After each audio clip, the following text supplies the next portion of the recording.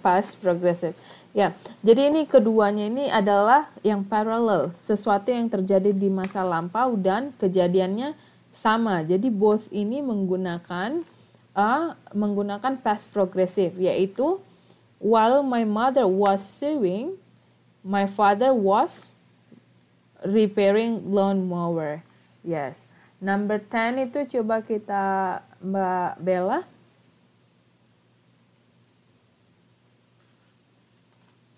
Oh, belum ada ya. Mbak Ibu Ani nih. Ibu Ani? No? No? Mbak Sri Andayani?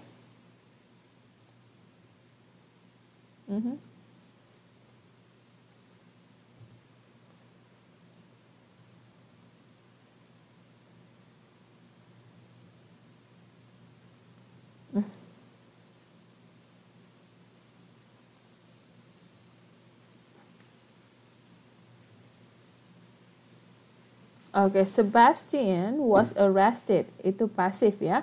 Sebastian was arrested. Kenapa pasif? Karena kita juga bisa ada clue-nya di situ by the police because he was stealing. Apakah kejadian pada saat dia arrested-nya itu bakalan sama? Sedang terjadi stealingnya atau because? Yes, right. Sebastian was arrested by the police because he stole some jewelry. Jadi itu stole. Yes. Okay, so far any question? We will do this one later after the next page. Ada pertanyaan sejauh ini? No? No. Okay. So let's move on to the next unit. Tadi itu kita bicara tentang complaint letter. Now we want to talk about business memo. Nah, apa yang kalian ketahui tentang memo? What do you know about memo? Memo itu apa? Memo itu pesan singkat ya. Pesan singkat atau kita bisa bilang is a formal short document used to transmit information within another. Atau pesan singkat yang terjadi di business setting. Ya, bisa antar organization, short memo, atau bisa mungkin atasan kepada employee-nya atau atasan kepada secretary-nya, something like that one. And then for example, a boss needs to inform an upcoming event to tell all employees in the company. Biasanya juga itu ada pesan singkat kan. And usually in a company they have that kind of system that can connect all employee to the boss dan untuk menuliskan pesan singkat doang. And then it happens in a formal situation. Okay, what to know about business memo, and then present the main point.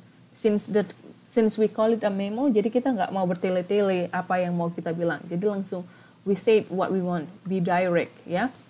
Present the main point, and then easy to read writing style. So when you want to talk to your employee, you don't need to talk itu polite, bahasanya tetap polite, but don't use like a very difficult word chosen, you know. Sometimes when we want to talk to someone, kita harus mengetahui siapa lawan bicara kita. Jadi dengan mengetahui lawan bicara kita, jadi kita itu tahu pemilihan bahasanya seperti apa.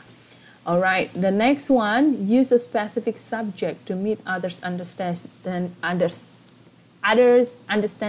Jadi subjek ini juga sama. Tahu yang dimaksud subjek nggak di sini apa?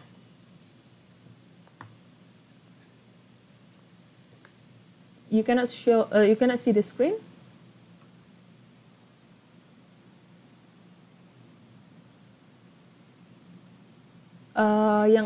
Yang lain gimana? Bisa ya? Coba udah 16.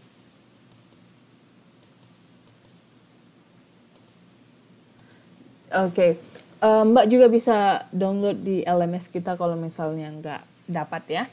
Oke, and then the next one, use a specific subject. Jadi subjek di sini maksudnya itu tentang apa topiknya ini.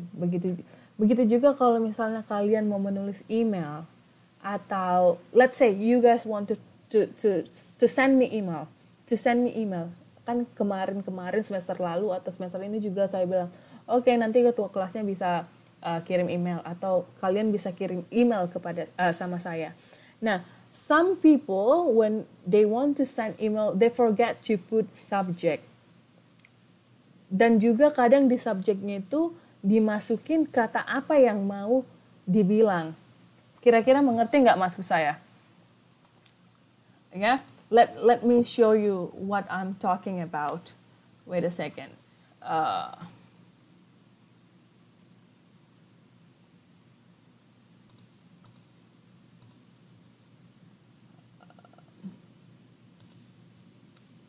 Can you guys see my screen?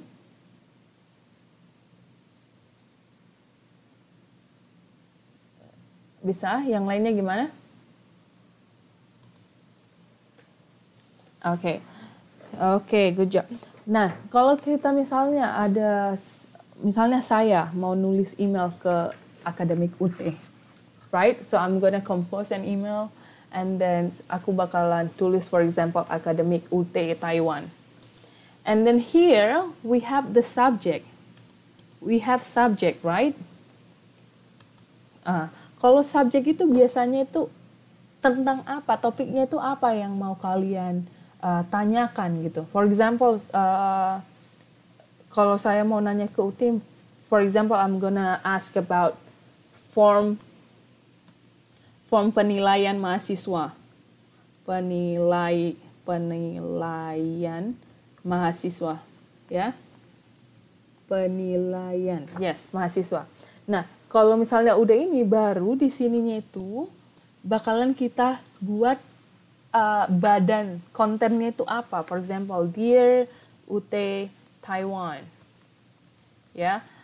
Baru bla bla bla bla bla bla bla bla and then bla bla bla and then bakalan di akhir bakalan saya buat regards atau best regards and then my name Tasha, right? So this is how we want to write an email atau subjeknya itu apa gitu loh. Let's see here, bukan untuk menyalahkan, but let's see untuk mengoreksi satu teman kita, Mbak Angel, Mbak Junita. So here is the supaya belajar ya Mbak.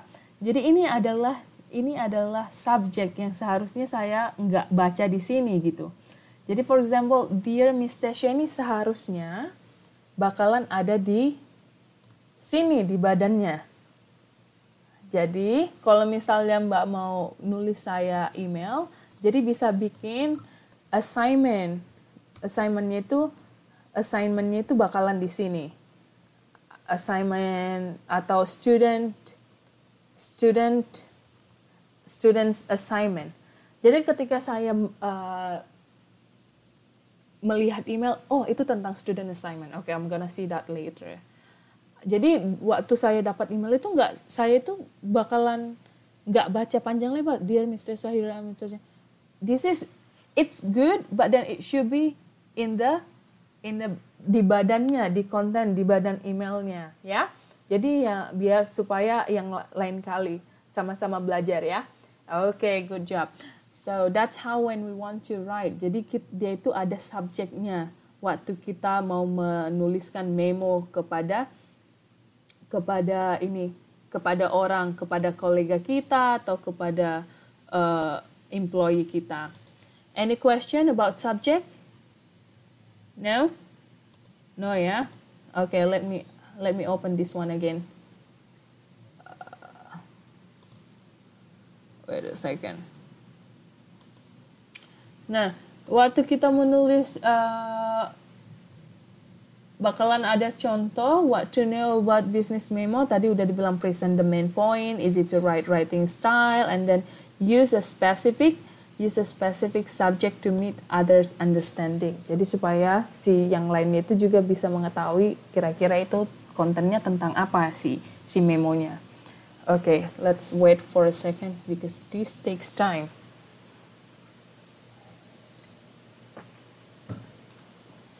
Udah pada bisa lihat tak?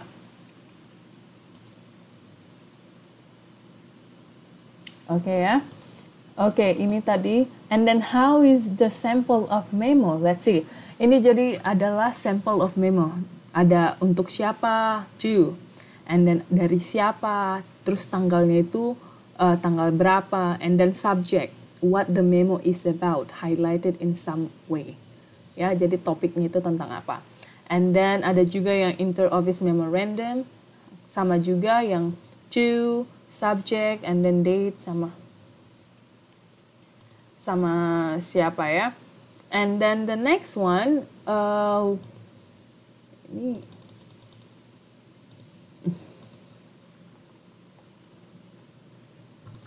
and then let's see how the memo is. Ada yang bisa baca nggak model for writing memo? Coba dibaca.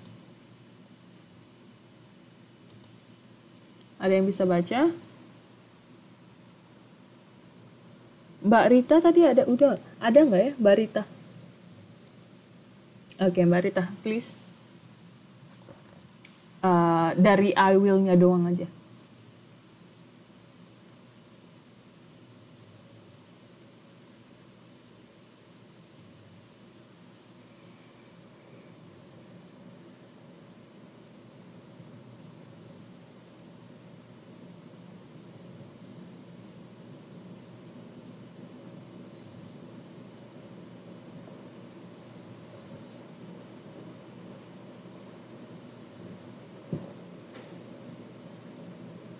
I have.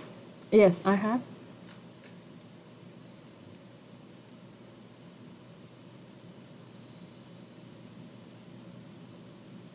Yes, thank you, Mbak.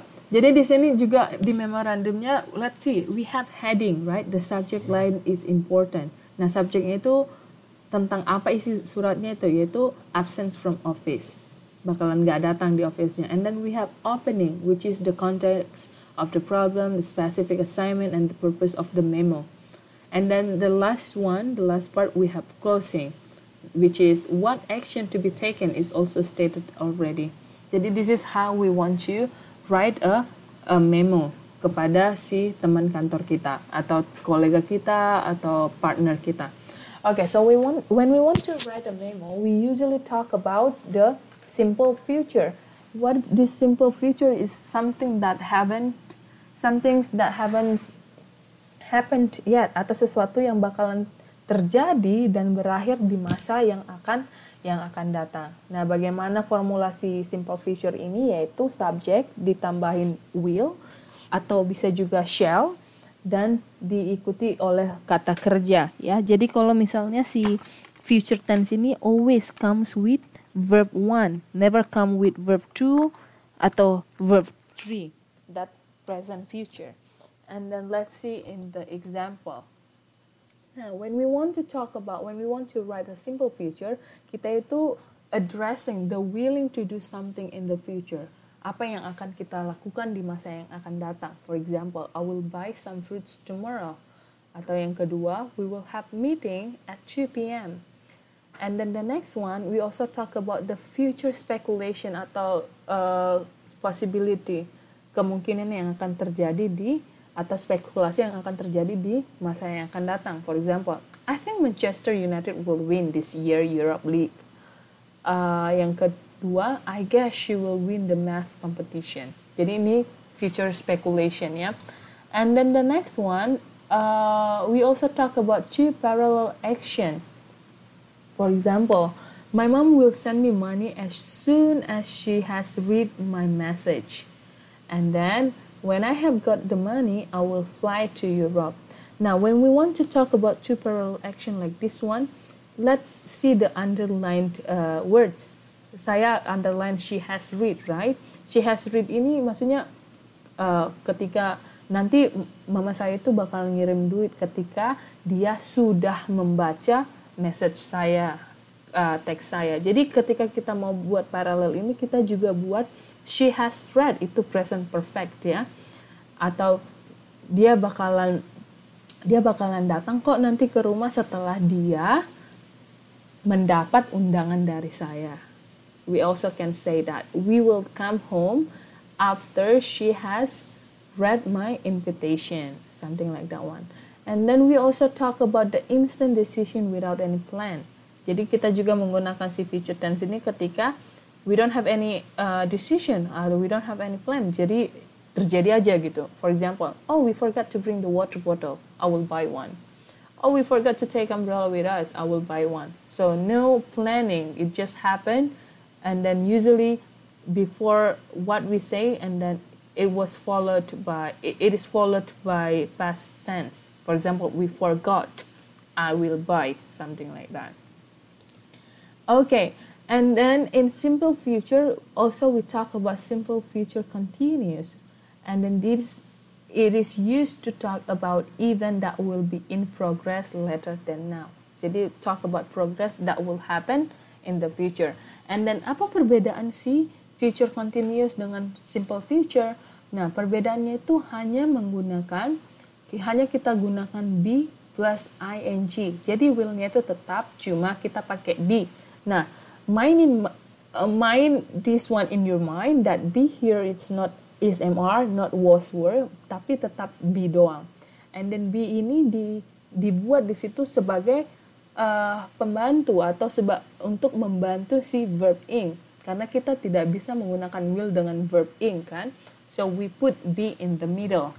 Let's see the situation. Okay, yang pertama when we want to write about future continuous, we want to project ourselves in the future. For example, this time next year, I will be going to Japan. Waktu kayak gini, pada saat ini, tapi di masa depan tuh, di tahun depan, aku bakalan pergi ke Jepang. And then the second one, we guessing the future events. Ini hampir sama dengan future speculation tadi, tapi kita menggunakan verb in. For example, you will be feeling thirsty after jogging. Atau you will be talking with her after you have finished your meeting. Jadi kejadian apa yang akan terjadi di masa depan setelah kejadian satu terjadi. Okay, next one, you still. Kita juga bisa menggunakan still. It means continuing event from now until later. Kejadian sekarang sampai masa akan datang, akan tetap sama. For example, in 2 hours, I will be studying structure. Yang tadi, sebelum kita memulai, mungkin ada, in two hours, I will be studying structure, atau I will be still studying structure. Atau yang keempat juga, we want to revert to continuous event that we expect happening in the future. For example, I will be seeing you in the class next week. I will be seeing you in canteen in the school from now until next 4 years. For example, like that one. Okay, any questions so far? No? Okay, kalau tidak ada pertanyaan, juga setelah simple future continuous yang tadi, kita juga punya special terms. What does it mean by special terms? Yaitu using present continuous for future events. Jadi kita menggunakan present continuous untuk membicarakan hal yang akan terjadi di masa yang akan datang. For example, as arranged, we are having a dinner at 7 p.m. tonight. We are starting the party at 6 p.m. Jadi ini tetap simple future continuous dan kita menggunakan present continuous. Kita tidak menggunakan will, tapi kita menggunakan present continuous. For example, we are having atau we are starting. So this is the special term number 1. And then special terms number 2, it's talk for future schedule that cannot be changed by the speaker. And then we use simple present. Biasanya ini terjadi pada saat di airport. Sesuatu yang nggak bisa berubah, tapi untuk future situation. For example, the flight GA 789 arrives at 9 o'clock. Jadi ini contohnya untuk future, but using present tense. And then the next one, we have will have plus participle. Kita punya will have tambah diikuti dengan kata kerja bentuk ketiga. Dan itu to indicate something, untuk mengindikasi sesuatu yang akan terjadi di masa depan before a certain time in the future. For example, next year the engineers will have worked for this company for 10 years. So that's how when we want to write simple future continuous, but in using will have plus participle. Susah nggak kira-kira? Pusing nggak dengan formula-formula yang seperti ini? What do you guys think? Do you guys understand? Atau any question? Atau difficult?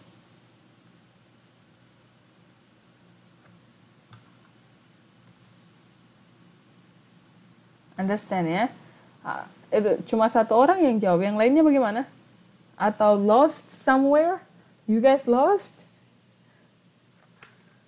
Understood lah ya, ini masih mudah ya. masih mudah untuk dimengerti ya. Okay. Alright, there's no difficulties. That's great. Okay, so let's move on to the question then. If there's no question. Okay, so number 1 until 10, let's put your answer in the text, in the conversation. Number 1 to 10, please go ahead. I'm gonna wait you for 5 minutes. Kira-kira ini bakalan menggunakan present tense untuk project future, atau bakalan menggunakan present continuous for future, atau memang menggunakan present future? Okay, let's see.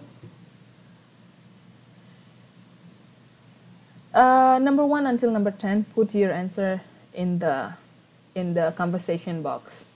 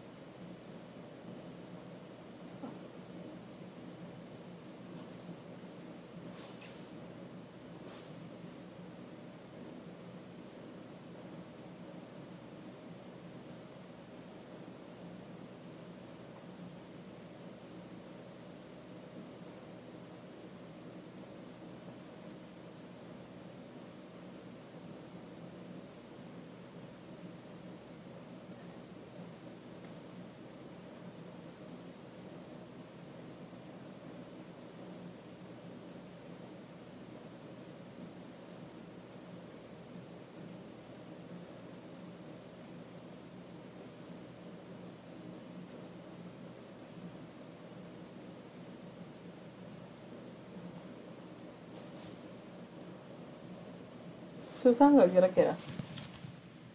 You guys difficult? It is difficult?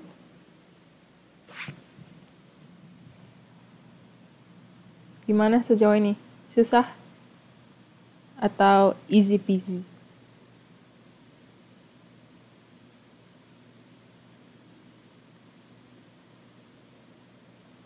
It's okay?